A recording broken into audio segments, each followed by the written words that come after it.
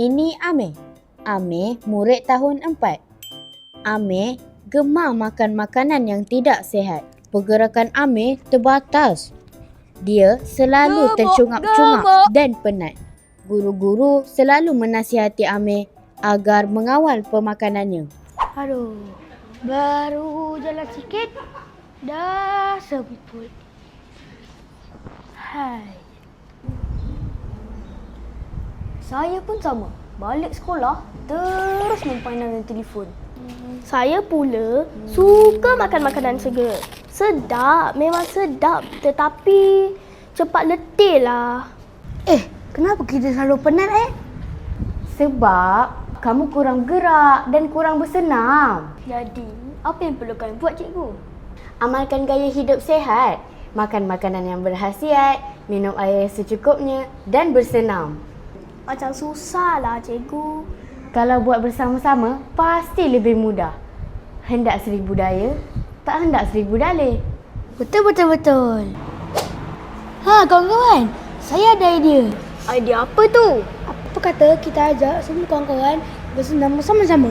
Betul. Bak kata pepatah, muafakat membawa berkat. Kalau ramai-ramai, mesti seronok. Bak kata pepatah, yang berat sama dipikul, yang ringan sama dijinjing. Terbaik! Jom semua kita senam aerobik. Semangat! Teruskan! Jom putus asa!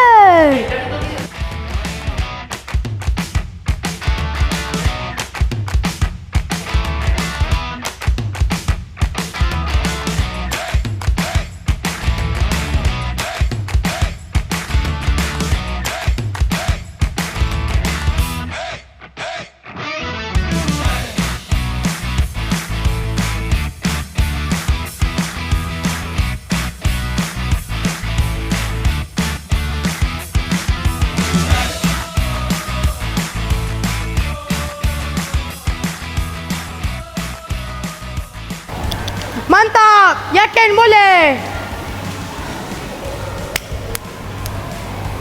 Tanya. Terima kasih. Saya pilih buah-buahan segar. Saya minum susu segar. Saya pilih nasi, ikan dan sayur. Inilah langkah bijak. Amalkan makanan yang seimbang. Murid-murid, bagaimanakah perasaan kamu sekarang? Saya lebih segar, cikgu. Saya lebih bertenaga. Saya lebih gembira. Wah, apa rahsianya? Muafakat membawa berkat. Tahniah Amir, sekarang kamu lebih cergas. Bukan saja lebih cergas, malah semakin kacak. Terima kasih.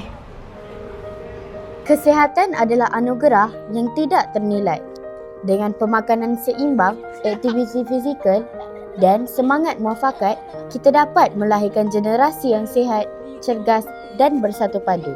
Badan sihat, minda cerdas, muafakat membawa berkat.